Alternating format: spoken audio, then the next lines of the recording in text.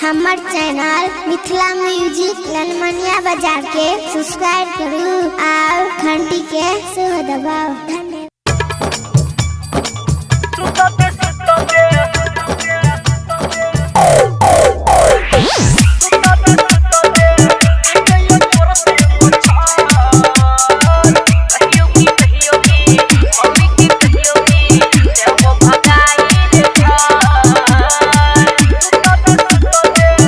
Music recording studio Ladania.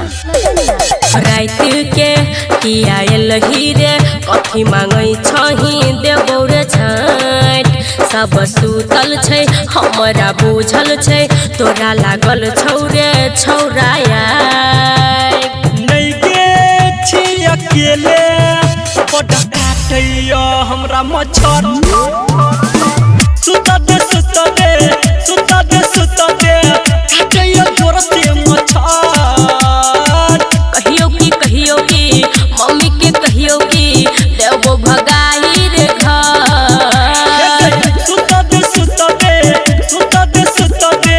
काटैया जोर से मच्छर कहियो की मम्मी के कहियो की देबो भगाई रे घर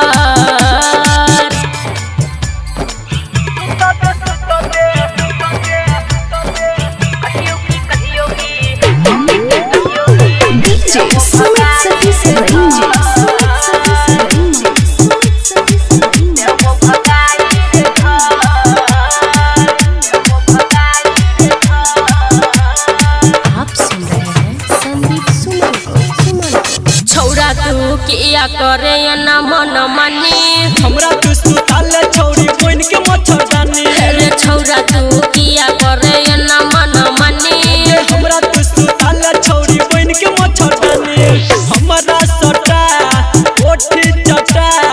नाम लेबौ छौरी तोरा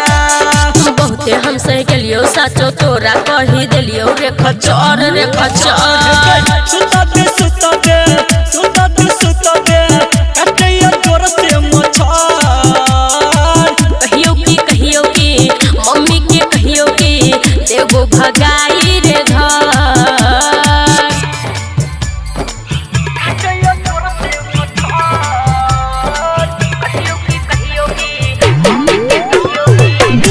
सुमित सतीश भरिंजे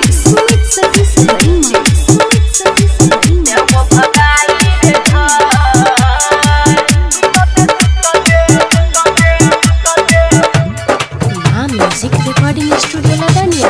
जाने छियो छोरा तोहर किछो परेशानी एते छौरी कर दे हमरा लिए भल जानी रे जाने छियो छोरा